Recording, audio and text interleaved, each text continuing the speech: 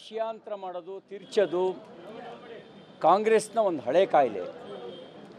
ಮಾನನೀಯ ದತ್ತಾತ್ರೇಯ ಹೊಸಬಾಳೆ ಅವರು ತುರ್ತು ಪರಿಸ್ಥಿತಿ ಸಂದರ್ಭದಲ್ಲಿ ಸಂವಿಧಾನದ ಪ್ರಿಯಾಂಬಲನ್ನು ಅಂದರೆ ಪೀಠಿಕೆಯನ್ನು ತಿರ್ಚಿರುವ ಸಂಬಂಧಿತವಾಗಿ ಚರ್ಚೆ ನಡೀಲಿ ಅಂತ ಹೇಳಿದ್ದಾರೆ. ತಪ್ಪೇನಿದೆ?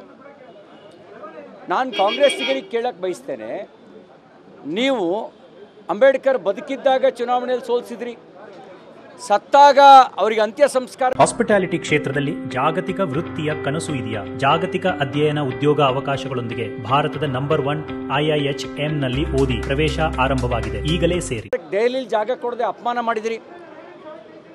ಎಲ್ಲಿಯವರೆಗೂ ಕಾಂಗ್ರೆಸ್ ಪ್ರಬಲವಾಗಿತ್ತು ಅಲ್ಲಿವರೆಗೂ ಅವರಿಗೆ ಭಾರತ ರತ್ನ ಪ್ರಶಸ್ತಿಯನ್ನು ನೀವು ಕೊಡಲಿಲ್ಲ. ಎಲ್ಲಿಯವರೆಗೆ 3 ತಲೆಮಾರಿನವರೆಗೆ ಅಂದರೆ ಜವಾಹರ್ಲಾಲ್ ನೆಹರು ಅವರು, ಶ್ರೀಮತಿ ಇಂದಿರಾ ಗಾಂಧಿಯವರು, ಸನ್ಮಾನ್ಯ ರಾಜೀವ್ ಗಾಂಧಿಯವರು 3 ಜನ ಪ್ರಧಾನಮಂತ್ರಿಯಾಗಿದ್ದ ಕಾಲದಲ್ಲಿ ಇಡೀ ದೇಶದಲ್ಲಿ ಅಂಬೇಡ್ಕರ್ ಹೆಸರಿನ ಒಂದು ಸ್ಮಾರಕವೂ ಇರಲಿಲ್ಲ. ನೀವು ಇವತ್ತು ನಮ್ಮ ಬಗ್ಗೆ ಪ್ರಶ್ನೆ ಮಾಡ್ತೀರಿ, ಅಂಬೇಡ್ಕರ್ ಬಗ್ಗೆ ಮೊಸಳೆ ಕಣ್ಣೀರು ಸುರಿಸ್ತೀರಿ. ನಿಮಗೇನು ಬದ್ಧತೆ ಇದೆ?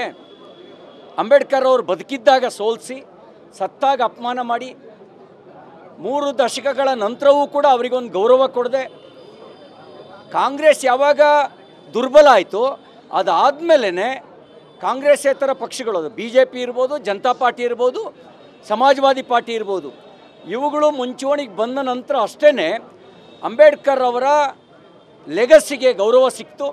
ಅಂಬೇಡ್ಕರ್ ಅವರ ಹೆಸರಿನ ಸ್ಮಾರಕಗಳ ನಿರ್ಮಾಣ ಅದು.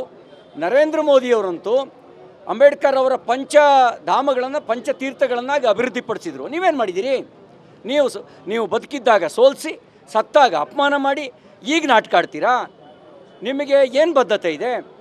ಮತ್ತು ಚರ್ಚೆ ಆಗಲಿ. ಸಮಾಜವಾದ ಅಂದರೆ ಮಜಾ ಮಾಡೋದಾ? ಲೂಟಿ ಹೊಡೆಯೋದಾ? ಭ್ರಷ್ಟಾಚಾರ ನಡೆಸೋದಾ? ಜಾತ್ಯತೀತತೆ ಅಂದರೆ ಮುಸ್ಲಿಮರನ್ನು ಓಲೈಸೋದಾ? ಇಂಥ ಜಾತ್ಯತೀತತೆ ನಮ್ಮ ಸಂವಿಧಾನ ಕರ್ತರು ಒಪ್ಪಲಿಲ್ಲ. ಸಂವಿಧಾನ ಶಿಲ್ಪಿ ಓಲೈಕೆಯ ರಾಜಕಾರಣ ಒಪ್ಪಲಿಲ್ಲ.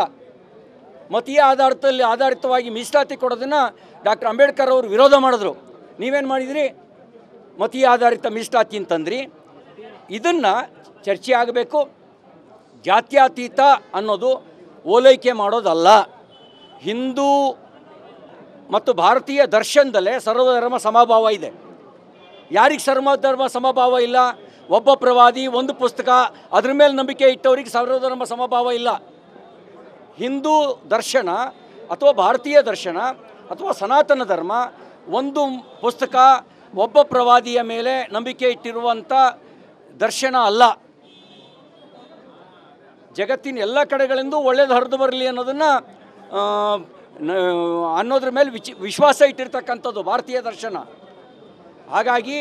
ಹಾಗಾಗಿ ನಮ್ಮ ರಕ್ತದಲ್ಲೇ ಸರ್ವಧರ್ಮ ಸಮಭಾವ ಇದೆ. ಯಾರು ಒಂದು ಪ್ರವಾದಿ, ಒಂದು ಪುಸ್ತಕದ ಮೇಲೆ ನಂಬಿಕೆ ಇಟ್ಟಿದ್ದಾರೆ ಅವರು ಬದಲಾಗಬೇಕು. ಅವ್ರ ಸಂವಿಧಾನದ ಮೇಲೆ ನಂಬಿಕೆ ಇಟ್ಕೊಬೇಕು. ಹಾಗಾಗಿ ನಮಗೆ ಹೇಳ್ಕೊಡ್ಬೇಕಾದ ಅವಶ್ಯಕತೆ ಇಲ್ಲ. ಸಮಾಜವಾದ ಅಂದರೆ ಮಜಾ ಮಾಡೋದಲ್ಲ. ಸಮಾಜವಾದ ಅಂದರೆ ಭ್ರಷ್ಟಾಚಾರ ಮಾಡೋದಲ್ಲ, ಲೂಟಿ ಹೊಡೆಯೋದಲ್ಲ.